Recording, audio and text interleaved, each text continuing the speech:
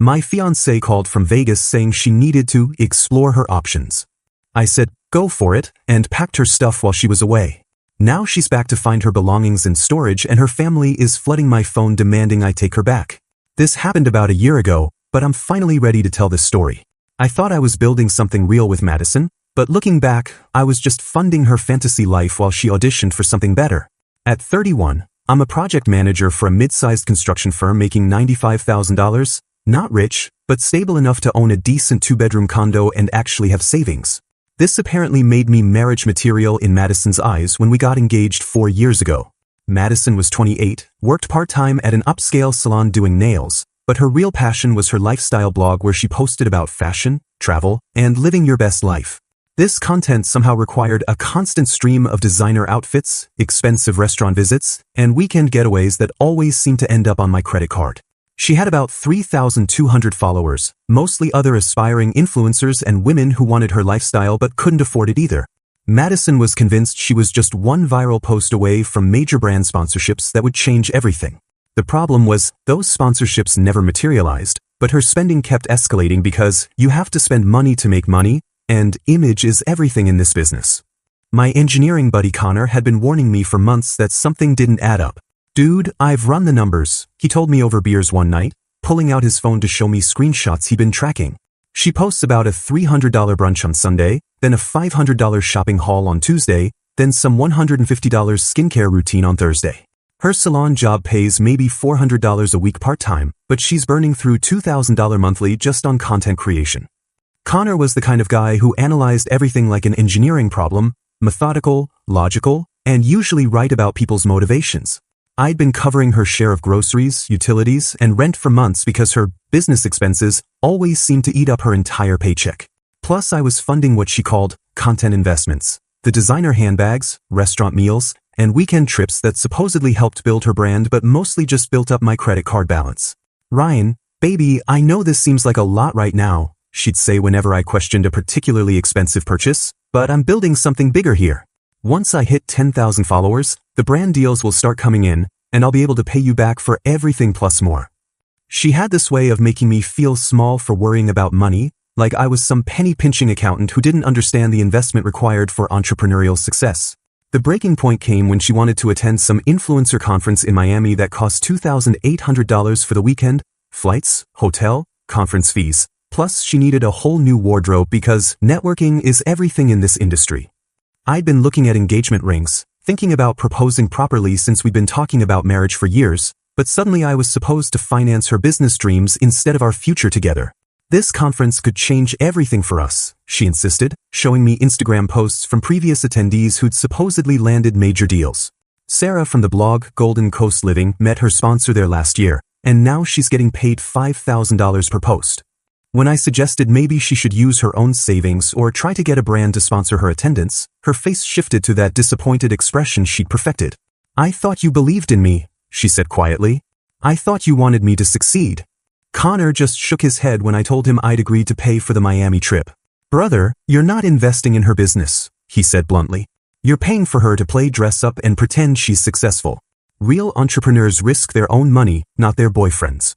But I loved her, or at least I loved who I thought she was, and I genuinely wanted to support her dreams even if they seemed unrealistic to everyone else. Looking back, I can see that Madison never actually loved me. She loved the financial security I provided and the lifestyle I enabled, but she was always scanning the horizon for someone who could offer her more, someone who could fund bigger dreams and better content. I just didn't realize that her latest business trip to Vegas would be the audition for my replacement. The Vegas trip started innocently enough. Madison's salon co-workers Emma and Sarah had planned a girls' weekend and invited her along, which seemed perfectly reasonable until I learned the total cost would be $3,200 for 3 days. Emma and Sarah were both 26 and 28 respectively, still living with roommates despite working full-time because they spent every paycheck on maintaining the same lifestyle Madison aspired to, so naturally they expected me to fund Madison's portion of their luxury weekend since I was the one with the stable job. The itinerary read like something designed for trust fund kids: suite at the Bellagio, VIP dining experiences, pool cabanas, and tickets to some exclusive rooftop party that cost $400 per person just to get in the door. This isn't just a vacation, baby, Madison explained while showing me photos of influencers who'd attended similar events in previous years. This is a networking opportunity. Some of the biggest lifestyle bloggers in the country will be there, plus there are always successful business people at these Vegas events who might want to collaborate. I should have paid more attention to that last part about successful business people, but I was focused on the cost and trying to understand how a nail technician's weekend getaway had somehow become a $3,200 business expense. Connor offered to split the cost with me as an early wedding gift, which should have been my first clue that even he thought this was ridiculous, but I declined and put the whole thing on my credit card because Madison had been so excited about the networking potential. The first 2 days went quiet, just the occasional Instagram story of overpriced cocktails and designer outfit changes, typical influencer content that made me wonder what exactly she was networking about since most of her posts were just her and the girls posing in expensive locations.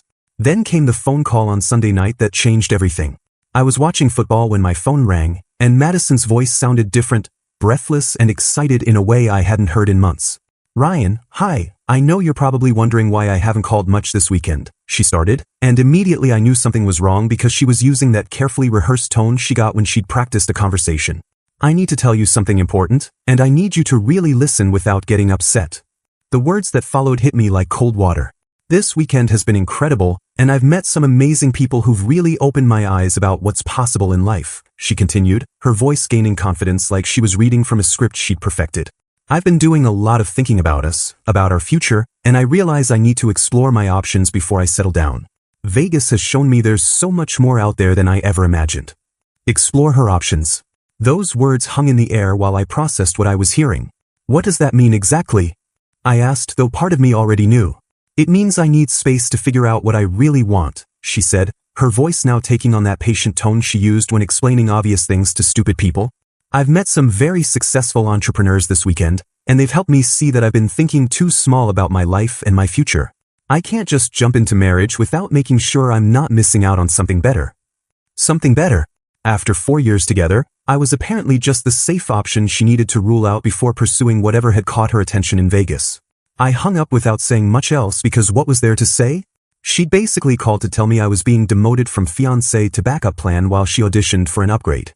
Connor came over an hour later with beer and his laptop, having already started investigating what exactly Madison had been up to during her networking weekend. "Dude, you need to see this," he said, pulling up her blog and Instagram stories I'd missed.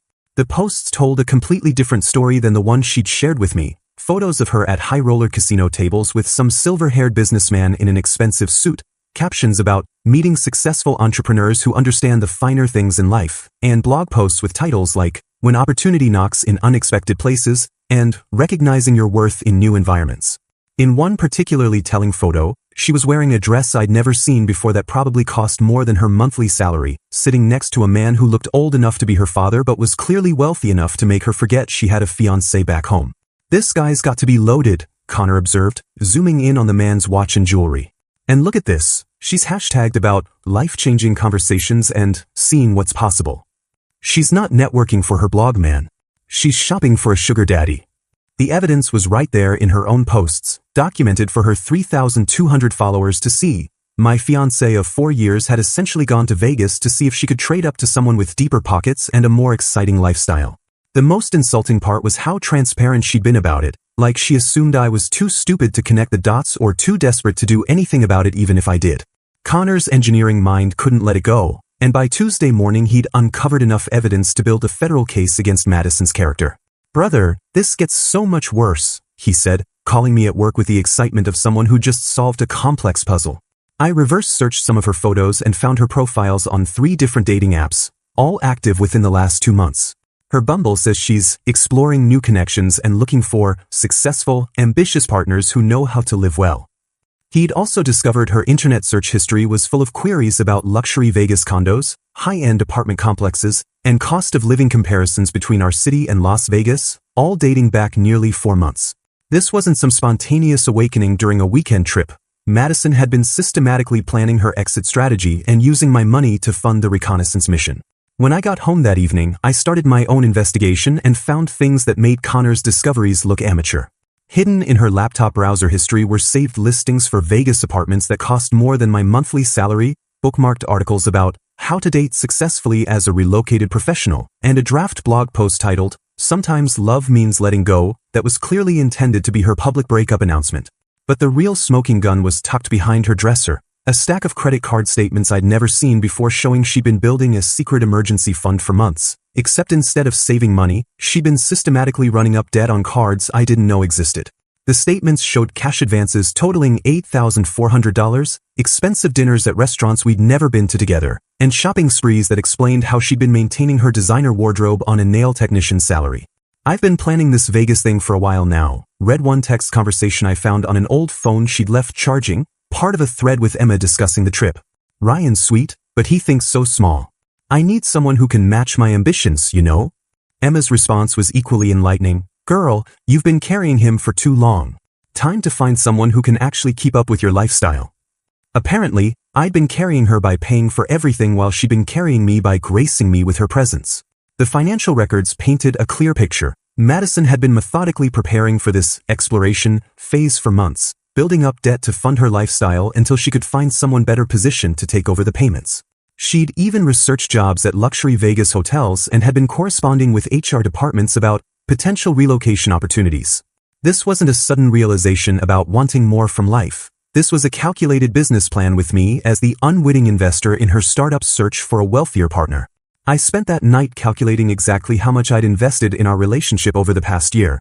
$31,000 in direct expenses, plus another $12,000 in shared costs I'd covered when she claimed to be a little short this month. That money could have been a down payment on a house, a new car, or a solid investment portfolio, but instead it had funded Madison's market research for finding my replacement. The next morning, I made 2 phone calls that felt like breaking chains I hadn't realized were restraining me. First, I called our wedding venue and canceled our deposit, losing $2,400 but saving the remaining $8,600 we owed for a ceremony that was clearly never going to happen. Then I called a real estate agent about finding a smaller place, something I could actually afford on my own without constantly worrying about covering someone else's expenses. Looking for something more manageable? The agent asked when I explained I needed a 1-bedroom instead of our current 2-bedroom setup. Downsizing can be incredibly liberating, especially when you're simplifying your life. Simplifying my life. I liked the sound of that, and it felt like the first honest conversation I'd had about my future in months. Within a week, I'd found a 1-bedroom loft downtown that cost $800 less per month than our current place. Exposed brick, decent kitchen, and most importantly, space I could actually afford without constantly calculating whether I could cover someone else's lifestyle expenses. The move felt like emerging from underwater and finally being able to breathe normally again. Connor helped me coordinate the logistics while Madison was still in Vegas, presumably exploring her options with Mr. Silverhair and whoever else had caught her attention during her extended networking session. The wedding vendor cancellations were surprisingly therapeutic. Each phone call felt like cutting another anchor that had been dragging me down toward financial disaster. The florist was understanding, the photographer offered to apply our deposit toward a different event if my circumstances changed, and the caterer actually thanked me for giving them advance notice instead of waiting until the last minute like most people apparently do. "You're handling this really maturely," the venue coordinator told me when I explained the situation. "Most people in your position are either furious or in denial. You seem remarkably clear-headed about everything." Clear-headed was exactly right. For the first time in months, I wasn't making decisions based on managing Madison's expectations or funding her dreams. I was just solving practical problems like an adult who controlled his own life. The real discovery happened when I started packing Madison's belongings and realized I was essentially cataloging evidence of a double life I'd been too trusting to notice. Hidden in her closet were designer pieces still in their original packaging, a $1,200 handbag, $800 shoes, jewelry worth more than my monthly car payment, all purchased within the last 3 months according to the receipts I found carefully stored in a shoebox. These weren't impulse purchases. They were investments in the image she needed to attract the kind of man who could afford to maintain her in the style she felt she deserved. Even more revealing were the printed emails I found in a folder labeled Future Plans, correspondence with luxury Vegas hotels about guest services positions, inquiries about high-end apartment complexes near the Strip, and what looked like research on Nevada divorce laws despite the fact that we weren't even married yet. One email chain with the Wynn Hotel HR department was particularly illuminating. "I'm relocating to Vegas to be with my partner who's in the entertainment industry," Madison had written. "I have extensive customer service experience and understand the importance of maintaining discretionary relationships with high-net-worth clients. My partner in the entertainment industry." I wondered if Mr. Silverhair knew he'd been promoted to entertainment industry professional, or if that was just Madison's way of making him sound more impressive than whatever he actually did for money. There were also printed MapQuest directions to expensive Vegas neighborhoods, screenshots of luxury car dealerships, and what appeared to be a draft resignation letter from the salon that was dated 2 weeks before her Vegas trip. This was an exploration. This was a planned relocation that had been in the works for months, with me unknowingly funding the preparation phase like some kind of unwitting business partner in my own replacement. I rented a storage unit across town and carefully packed everything that belonged to her, taking photos of each box's contents because something told me I might need documentation later. Connor helped me load her furniture, clothes, blog equipment, and all those hidden designer purchases into the 10 by 10 space that cost $89 per month, less than what Madison typically spent on a single dinner when she was networking for her business. The storage facility manager, a practical woman in her 50s, handed me the paperwork with a kind of knowing look that suggested she'd seen this scenario before. "Units paid through the end of next month," she said. "After that, it's her responsibility. We'll send notices to whatever address you provide." I left the storage unit key with my building manager along with Madison's forwarding information and a note explaining that her belongings had been safely stored and she could arrange pickup at her convenience. No drama, no destroyed property, no revenge tactics, just a clean, adult resolution to a situation that had become untenable. Walking away from that storage unit felt like closing the final chapter on 4 years of gradually subsidizing someone else's fantasy life while my own goals got smaller and smaller to accommodate her expanding dreams. Madison's return from Vegas was everything I'd expected and more entertaining than I'd hoped. She showed up at our old apartment Thursday evening, probably expecting to waltz in and continue her exploration from the comfort of home base, only to find my building manager waiting with a storage unit key and my forwarding address. Connor got the play-by-play from his girlfriend Lisa, who worked at the salon with Emma and Sarah, and apparently Madison's reaction was immediate and spectacular. She completely lost it, Lisa reported during Connor's evening debrief call. Started screaming about how Ryan had sabotaged her future and demanding to know if what he did was even legal. Emma and Sarah were trying to calm her down, but she kept yelling about how this was all some controlling manipulation to force her to come crawling back. The irony wasn't lost on me. The woman who'd spent months planning to abandon our relationship was now furious that I'd made it easier for her to leave by packing her things and finding her a place to store them. But Madison's real panic had nothing to do with logistics and everything to do with the fact that her Vegas prospects had evaporated faster than her credibility. Mr. Silverhair, whose name was apparently Richard and who definitely had the kind of money Madison was hoping for, had been blocked from all contact after his wife discovered his weekend activities through Madison's very public Instagram documentation of their time together. Turns out the guy was married with 3 kids, Connor explained, scrolling through the social media detective work his girlfriend had compiled. His wife found Madison's blog posts about meeting successful entrepreneurs and put 2 and 2 together when she saw her husband in the background of about 15 different photos. Richard's wife had apparently been thorough in her investigation, finding not just the Vegas photos but also Madison's dating app profiles and her blog posts about recognizing when you deserve better that were clearly targeted at married men with disposable income. The fallout was swift and complete. Richard blocked Madison on everything, threatened legal action if she continued posting about him, and according to Emma's gossip network, his wife had started her own social media campaign warning other women about the predatory blogger targeting married businessmen in Vegas. But Madison's response to this disaster was pure gold from an entertainment perspective. Instead of quietly regrouping and maybe learning something about consequences, she decided to go nuclear with a crowdfunding campaign that was so tone-deaf it became accidentally hilarious. The GoFundMe page, titled Rebuilding After Relationship Sabotage, claimed that I was a controlling and financially abusive ex-fiancée who had deliberately sabotaged her business opportunities and personal growth by moving her belongings without permission. I'm reaching out to my community for support after my ex systematically destroyed my attempts to build an independent life, the campaign description read, complete with photos of her looking appropriately victimized. He canceled our wedding out of spite when I told him I needed space to focus on my career, then illegally removed my belongings from our shared home while I was traveling for business. I now need help covering basic living expenses and storage fees while I rebuild my life from the ground up. The campaign was asking for $15,000 to cover emergency housing, legal fees, and business restart costs, and for about 6 hours, it actually seemed like it might work. Several of her blog followers donated small amounts, and her salon coworkers shared the link with sympathy posts about supporting women escaping toxic relationships. Emma even posted a long Instagram story about standing with survivors of financial abuse that got shared dozens of times before reality caught up with Madison's narrative. The problem with lying on the internet is that evidence has a way of surfacing, especially when you've been documenting your own contradictory behavior for months. By Friday morning, Connor's girlfriend had shared Madison's Vegas blog posts and dating app screenshots with enough people that the Real story started spreading faster than Madison's fundraising appeal. "Check this out," Connor said, forwarding me screenshots of the comments section on Madison's crowdfunding page. People started posting links to her blog posts about finding her sugar daddy and screenshots of her Bumble profile. Someone even found her old Instagram stories from Vegas with a married guy.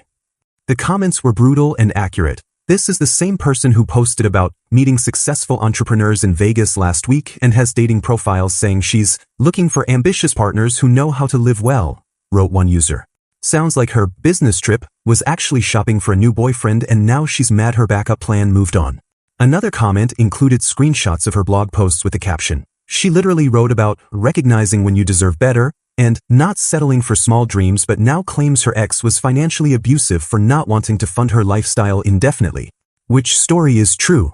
By Saturday, the campaign had been reported so many times for fraudulent claims that GoFundMe removed it entirely and refunded the $347 she'd managed to raise. Madison's attempt to crowdsource her revenge had backfired into a public documentation of her character that spread far beyond her original follower base, reaching people who screenshot her contradictory posts and shared them as examples of social media manipulation tactics. The family intervention calls started Monday morning with Madison's sister Kelly, who apparently hadn't gotten the full story about her sister's Vegas adventure. "Ryan, I don't know what happened between you two, but Madison is absolutely devastated," Kelly began, using the concerned family member tone that immediately put me on guard. "She's staying at some awful extended stay motel and crying constantly. Whatever fight you had, surely you can work this out like adults and get back to planning your wedding." I explained the actual timeline, Madison calling to tell me she needed to explore her options, the evidence of months of planning her exit strategy, the dating app profiles, and her very public documentation of pursuing a married businessman in Vegas. Kelly's silence stretched long enough that I wondered if the call had dropped. "She said you became controlling and possessive when she tried to focus on her career," Kelly finally responded, though her voice had lost its initial confidence. "That you canceled the wedding out of spite when she asked for space to grow personally." The family narrative was predictably different from reality, but I'd expected that. Madison had always been skilled at reframing her choices as other people's failures, so naturally I'd become the villain who sabotaged her personal growth rather than the guy who stopped funding her search for an upgrade. Madison's parents called next, with her father taking the lead in what sounded like a carefully rehearsed intervention. "Son, I know young people have their disagreements, but Madison tells us you've put her in an impossible situation," he said with the weary patience of someone who'd been dealing with Madison's crises for years. "She says she owes almost $48,000 between expenses you covered, credit cards she maxed out expecting to combine finances after marriage, and wedding deposits. Now she has no way to pay any of it back because you've destroyed her living situation." The number shocked even Madison's own family, though they were focusing on my supposed cruelty in expecting repayment rather than questioning how someone making nail technician wages had managed to accumulate that level of debt in the first place. The wedding venue wants their remaining balance, the caterer is threatening collections, and she's got credit cards maxed out because she was depending on combining finances after marriage, her mother added. "You can't just abandon someone financially like this, Ryan. It's not Christian." The moral lecture was rich coming from people whose daughter had publicly shopped for a sugar daddy while engaged, but I kept my response simple. "I'm not abandoning anyone financially," I said. "I'm just not continuing to subsidize someone who told me she needed to explore her options before settling down with me." The legal threats came Tuesday, delivered through a lawyer Madison had apparently found who specialized in what she called abandoned property recovery. The letter claimed I'd illegally removed her belongings from our shared residence, and demanded I reinstate her access to the apartment and reimburse her for storage fees and temporary housing costs. Connor read the letter and started laughing before he'd finished the first paragraph. "Dude, this lawyer doesn't know what he's talking about," he said, pointing to the legal language. "You properly stored her belongings and provided written notice of their location. Plus, your lease was solely in your name, so she never had legal tenant rights anyway. This is just intimidation." The letter also demanded I restore the canceled wedding arrangements and honor previous financial commitments made during the relationship, which suggested Madison was still hoping legal pressure could force me back into funding her lifestyle. I responded through my own attorney with documentation showing the proper storage procedures I'd followed and copies of Madison's own social media posts and blog entries proving she'd voluntarily ended our relationship to pursue other options. Her lawyer stopped returning her calls after that, Probably because even he realized that suing someone for refusing to continue paying your bills after you dumped them wasn't a viable legal strategy, no matter how much debt you'd accumulated in the process. The final confrontation came 3 weeks later when Madison showed up at my office, somehow having gotten past building security to corner me in the lobby after work. She looked different, thinner, wearing clothes I recognized from 2 years ago, and there was a desperate energy about her that reminded me of someone trying to sell something nobody wanted to buy. "Ryan, please, just give me 5 minutes," she said, positioning herself between me and the exit doors. "I know I made mistakes, but I've learned from them. I want to fix this." What I noticed immediately was the ring on her finger, not the engagement ring I'd been planning to buy her, but a different one, cheaper, with a stone that looked suspiciously like cubic zirconia. "Congratulations," I said, nodding toward her hand. Someone moved fast. Her face flushed and she twisted the ring nervously. That didn't work out. He wasn't who I thought he was. Apparently, Madison had gotten engaged to someone else during her extended Vegas exploration, a detail that made her current desperation even more entertaining. The guy had been another businessman she'd met at the casino, someone who'd seemed excited about her lifestyle blog and had proposed after knowing her for less than 2 weeks. Unfortunately for Madison, he turned out to be going through an expensive divorce and was looking for someone to help maintain his image during court proceedings rather than someone whose lifestyle he'd actually fund long-term. He dumped me when his lawyer told him that being engaged to an aspiring influencer would hurt his custody case, she admitted when I pressed for details. Said I was too high maintenance and visible on social media. Now I have no job, no place to live, and everyone thinks I'm some kind of gold-digging scammer because of those stupid screenshots. The irony was perfect. Madison had found exactly the kind of successful businessman she'd been shopping for, only to discover that men with real money tend to be just as calculating as the women who chase them. He'd used her for temporary companionship and image management, then discarded her when she became inconvenient, which was essentially the same thing she'd planned to do to me. "I realize now that what we had was real," she continued, tears starting to form in a performance that might have worked 4 months earlier. "You were stable and kind and you actually cared about me. I was stupid to think I needed something more exciting." I'd been promoted to senior project manager 2 weeks earlier with a $15,000 raise, and had just closed on a townhouse that I could actually afford on my own income. My life had improved dramatically once I'd stopped subsidizing someone else's fantasy lifestyle, and listening to Madison try to manipulate her way back into that stability felt like watching someone try to convince you to jump back into quicksand. "I hope you find what you're looking for," I told her, stepping around her toward the exit. "But it's not going to be with me." 6 months later, I ran into Madison's father at a hardware store, and the update he provided was both sad and fitting. Madison had moved to rural Ohio to work at her uncle's farm supply store after her family staged an intervention about her social media addiction and financial irresponsibility. "We took away her phone and made her delete all her accounts," he said with the weary expression of someone who'd finally accepted reality about his daughter.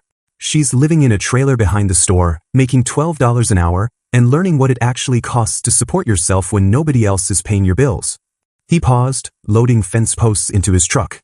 "She asks about you sometimes, says you were the best thing that ever happened to her and she was too young and stupid to appreciate it." I nodded politely and wished him well, but the truth was I rarely thought about Madison anymore.